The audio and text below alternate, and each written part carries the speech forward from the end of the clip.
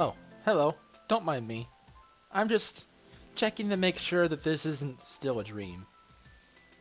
This Pokemon Legends Arceus is it's basically open world Pokemon from what we've seen so far, and I really like what we've seen so far. I hope there's not something later on that completely drops the ball, because right now it looks really great, and so do Brilliant Diamond and Shining Pearl. I really like the Pokemon Presents that happened today. I was expecting to be disappointed. I was expecting random garbage, but we actually got good stuff, and look at Cyndaquil. I'm definitely picking Cyndaquil in this game.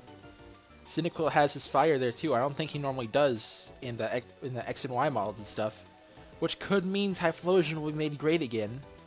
And if that's the case, this will automatically be the best Pokemon game of all time, because Typhlosion is the second best Pokemon of all time, only behind Raichu.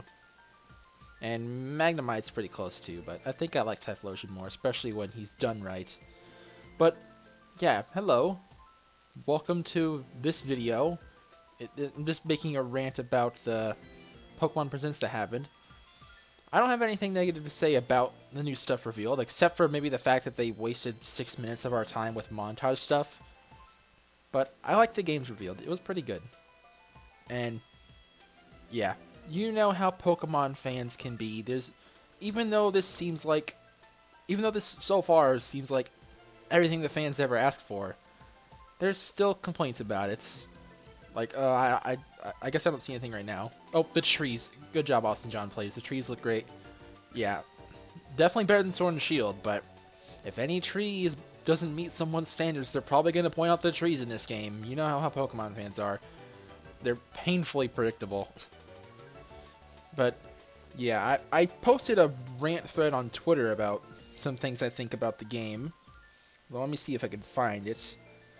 Oh, I remember I said that if Gen 9 got revealed, I would Fortnite dance. This time I knew it wouldn't happen, which is why I said that. And I also said I'd do something cringe if there was a Coliseum or XD remake or sequel. I mean, this game is similar to Coliseum and XD in some ways, I guess, but it's definitely not Coliseum 3. And yeah, you can hear the Gen 4 music I'm playing in the background, of course. We gotta play that Gen 4 music because this is Gen 4 day, pretty much. And this is a rather weird starter trio for the game, by the way. Cyndaquil, Rowlet, and Oshawott. I mean, they're all really good starters, but just nothing expected. This is probably the most unexpected thing Pokemon's ever done. In a long time, at least. I wouldn't say ever. I remember another really unexpected thing for them to do was Pokemon Black 2 and White 2, and everyone expected Pokemon Gray. We got sequels instead. Pretty cool. And people were asking for Sinnoh remakes for a long time, and now that we got them, I mean, it's not a lot of people. I'm pretty sure it's a vocal minority, but there are people complaining about it for some reason. Like, I get it if the chibi thing's not your thing, even though that's how the original games were, just in pixel style. It's literally the same games, but in 3D pretty much, in terms of the design, but people act like it's changed. It's like Link's Awakening Switch all over again. It's weird. And I guess this video doesn't really have a real purpose. It is a rant after all. But yeah, the Pokemon Presents, for a while, it was going as expected. Random anniversary stuff, and then new Pokemon Snap, and then also just random promotions on Sword and Shield, Pokemon Go, and Pokemon Masters. All that stuff I expected, and I expected them to go into something garbage next, like maybe Pokemon Unite, but then they went straight into Sinnoh remakes. It was pretty cool. And I don't think anyone expected the Sinnoh remakes to go out that way. I think people expected them to probably have Sword and Shield's art style and bring in Dynamax, but it's not Sword and Shield's art style. And they said that these remakes are going to be very faithful, which must mean there's not going to be Dynamax and probably not Megas either. I don't mind not having Megas if it also means we don't have Dynamax. Dynamax really should stay in Galar. It should be a Galar exclusive thing for all time. Dynamax is okay in Galar, just don't take it out of Galar. Let it be Galar's own special thing. I mean, Sword and Shield are already some of the weaker entries, so let it have something to itself. Like, come on. Don't let these games have Dynamax either. I mean, this one game. This actually isn't split into two.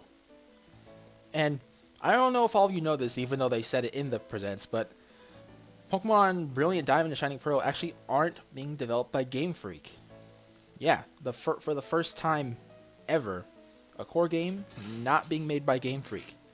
It's made by ILCA, or you could call it ILCA, I guess. But yeah, they're the same company that made Pokemon Home, and they're making this game, and it's directed by some higher up in that company, as well as Junichi Masuda, which makes sense. He developed the originals. If they want to be faithful, you gotta have him on.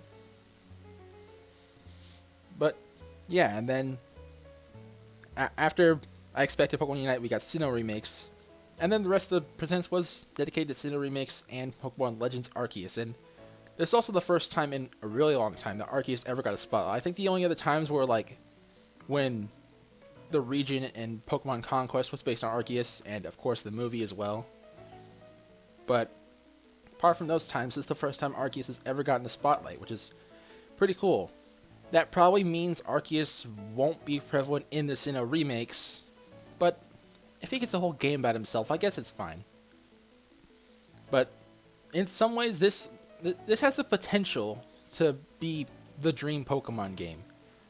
Of course, there's always a chance they could fail. I really hope that don't happen. But yeah, it looks like it could be one of the best entries right now. From what we've seen, it looks like it could be amazing. And that's why I like the present so far. Things are looking really promising.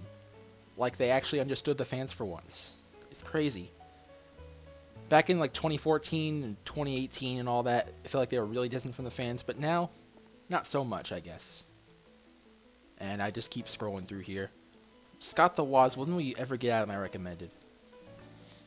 But anyway, yeah, there is still a vocal minority complaining about these games, and if, like, let's say the Pokemon Company is actually trying right now. Like, they're actually doing their best. If they just see these people complaining, they're probably going to go back to their ways from Sword and Shield. If that happens, then you could say the fan base killed the franchise. I don't know if that would happen. After all, there was an extended period of time where Pokemon just ignored their fans, but you never know. It seems like we were in a bit of a dark age for Pokemon for a while there, but it seems like we could be exiting that dark age, if you will. And also, I'm really looking forward to the music in these Diamond Pearl remakes, by the way. The music's pretty good in the originals as well, but the bit of music we heard in the presents, I really like that. So maybe. Oh, actually, I'm pretty sure the music's gonna be great. Since when is Pokemon music bad? I mean, I know I had that video, Pokemon's music problem, but I wasn't saying the music's bad. I was just saying there were some problems with how things were executed that could make it better. Like, where was it? The video's a bit old by now, but here it was. Yeah, I wasn't saying the music itself is bad. I said in the video, I made it pretty clear that the music itself is really good. It's just that some music placement and stuff was pretty bad. Like these guys having a normal wild theme. It was ridiculous. But that can't happen in faithful remakes, though. Things are going to be in terms of music, will be exactly like how they were in Diamond and Pearl. I wonder if there's going to be new content in the games. Like, we know they're going to be faithful remakes, but there could still be new content in the post-game. Maybe we'll see like some sort of Giratina episode based on Pokemon Platinum. And I hope they incorporate a lot of Pokemon Platinum's improvements as well, like the Dex, which it looks like they will since we saw Porygon Z in the trailer. But yeah, they need to fix the Dex, the Gym Leader and Elite Four teams, and the slowness of it all. And there's some other things as well that they need to fix. Like, oh, also the HMs, that's probably the worst part, besides the Dex. If they fix all that, then Brilliant Diamond and Shiny Pearl will be really good remakes. And that's for Legends Arceus. It's something completely new for the franchise, so all I can really say right now is you're on the right track. Don't screw it up. That's all I can really say. Just do it right. And that vocal minority will always complain no matter what you do, so just try to please the real fans. Because the real fans, if you do something right, then they're gonna respect you. And, well, your games will sell no matter what, so might as well try to please the fans, since whether you do something good or something stupid, you're gonna make money, so Just do the better thing. You won't lose money from it. And yeah, since Game Freak's not developing the Sinnoh remakes, it seems like they have all the time to this game right now, Legends Arceus. And that's coming out in early 2022. That could possibly mean that Gen 9 will not be in 2022. Of course, that could still happen, but if Legends Arceus is a core game, then no, it's not happening. We've never gotten more than one core entry in a year. So, the next Gen 9 being delayed to 2023, that's honestly a really good move. So not only would Game Freak have more time to this game, but also to Gen 9 to make Gen 9 as good as possible. And we know this isn't Gen 9 here, because these are the starters and not new starters. A new generation is always going to have its own set of starters, not this. And yeah, in case you wonder what starter I'm picking, I think it's pretty obvious. I think it's pretty obvious which one I'm picking. I'm obviously picking Oshawott. No, it's Squirtle. I mean, Squirtle! No, it's Cyndaquil. Squirtle's... I don't know if Squirtle's going to be in the game, but he's definitely not a starter. And Rowlet, I already used... Well, I've used all three of these guys, but Cyndaquil's my favorite, so I'm picking him. Because I've already used them all, so it's not like I gotta pick the one I haven't used. But, yeah. This game looks really promising so far. I just hope they don't mess it up. I hope they actually live up to their potential for once.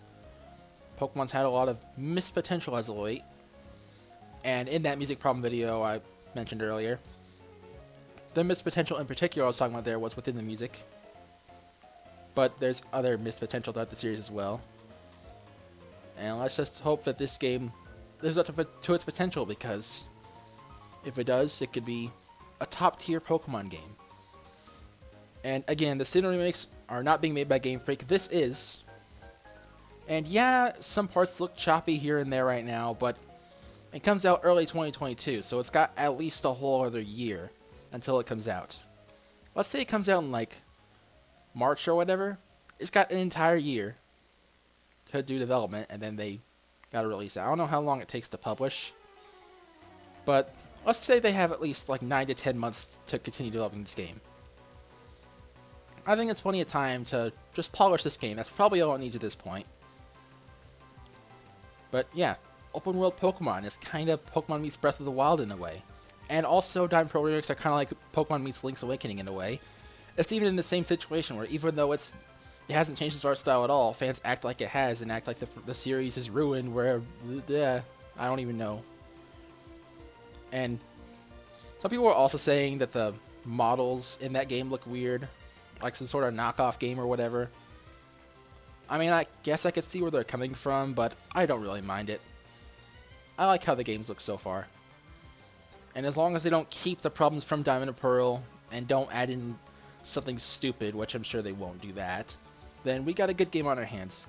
And this game, they just gotta not mess it up like they did Sword and Shield, I guess. And this game also seems like it might have new animations in it, and if it does, there might be a dex cut, and if there's new animations, I don't care if there's a dex cut, because at least they'd have an excuse this time. Also, as for Diamond Pearl remakes, those games could potentially have a national dex. I mean, between all the Pokemon from Sword and Shield and the regional dex from Platinum, they have less than 200 more Pokemon to add in to have a full national dex, I believe. So, I don't think it'd be that hard. I mean, they're reusing the models, it can't be that hard. And they've also likely had a lot of time to develop that game. It's not like the company that develops Pokemon Home is doing anything other than Pokemon Home and Diamond Pearl remakes, at least I don't think. But, yeah. Overall, I just think that the series is finally going in a good direction again, and I don't want them to mess it up. And if there is a chance that the fan base can ruin it, I really don't want that to happen. And yeah, I just want the games to be good. That's it in a nutshell, I guess. I want the games to be good because I actually like the announcement, and I want it to live up to that potential. I want to have some great Pokemon experiences here in 2021 and 2022. And I guess that's going to be it for this video. Yeah, surprisingly no Pokemon Unite, though. I really expected Pokemon Unite in this, but we didn't get it. I mean, Pokemon Unite probably isn't going to be a bad game, but I just hated how it was first revealed. And I'm not the only one, because that had a ton of dislikes. And yeah, I guess that's going to be it for this video. I don't really have much else to say. And yeah, as you know, for in terms of like technical prowess, Gen 5 is better than Gen 4, and Gen 7 is better than Gen 6. So that must mean Gen 9 is going to be better than Gen 8 as well, especially with the potential extra development time it would have. But I wonder what's in store for Pokemon in late 2022, since this game, Pokemon Legends Arceus, is supposed to be early 2022. And yeah, Sinnoh pre-makes. Good job, Pokemon YouTube channel. We got Sinnoh remakes and Sinnoh pre-makes. I'm pretty sure this is the first time we've ever gotten a prequel in the entire series. Like, apart from this, every other Pokemon game has come after the previous one, basically. It's weird. But yeah, open world Pokemon game, and it takes place in Sinnoh during the times of old. Not something anyone expected at all. And I guess we're just letting the music play now, so I've finally run out of things to say. So that's going to be it for this video, for real this time. I don't know about you, but I'm really looking forward to Sinnoh remakes in Pokemon Legends Arceus, so I'll see you on the next one. Happy hunting.